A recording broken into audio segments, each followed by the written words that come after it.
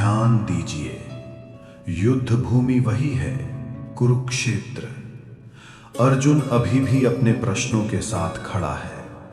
भीतर अज्ञात का भय और बाहर कर्तव्य का बोझ।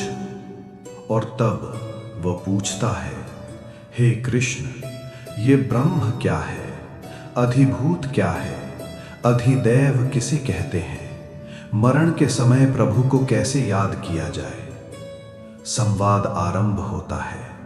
श्री भगवान बोले, हे पार्थ, ब्रह्म वह है जो सनातन है, जो न बदलता है, जो जन्म और मृत्यु से परे है। स्वभाव जिसका नाम अधिभूत है, वह बदलता है, क्षणिक है और अंततः मिट जाता है। दैव स्वरूप जो समस्त जीवों में व्याप्त है, वह अधिदैव है।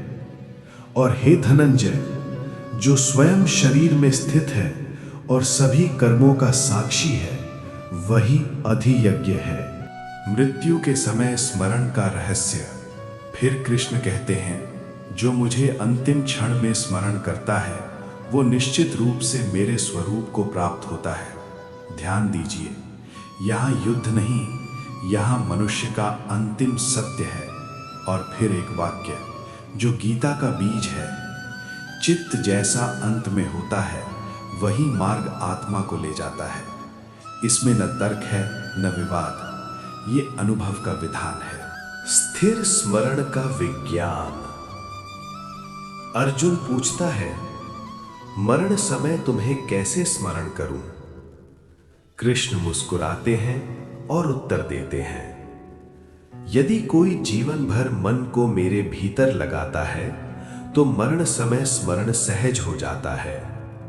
यानी मृत्यु की तैयारी मृत्यु के समय नहीं होती, जीवन के समय होती है।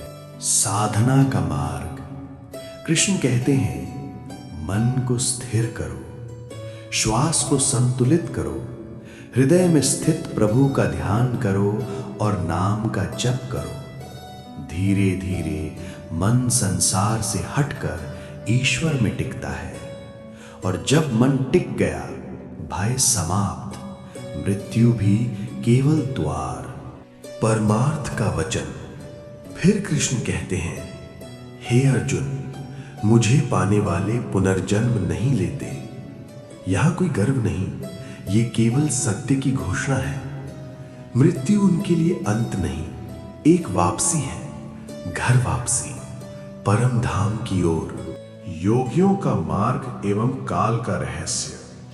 कृष्ण सूक्ष्मता से कहते हैं, दो मार्ग हैं, एक उज्जवल, एक धूमिल।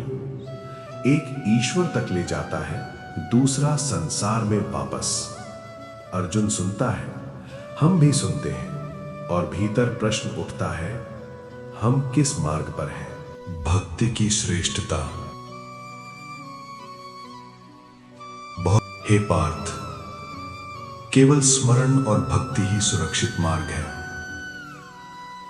केवल भाव, शरण और स्मरण।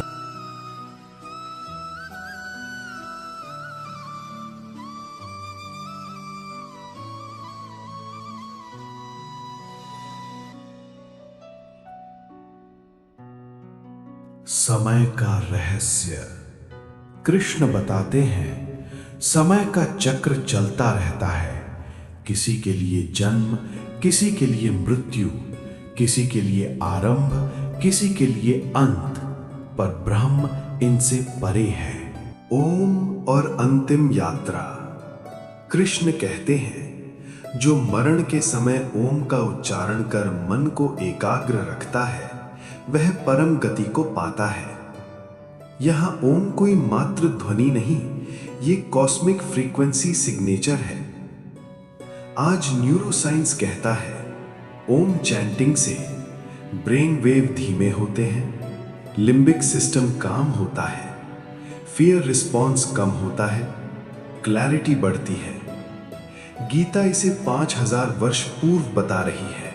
अध्याय का परम निष्कर्ष। अध्याय 8 कहता है, जो जीवन को ईश्वर में स्थापित करता है, मरण को भय नहीं रहता, क्योंकि जो जीवन को समझ लेता है उसके लिए मृत्यु केवल द्वार है, समाप्ति नहीं, परिवर्तन।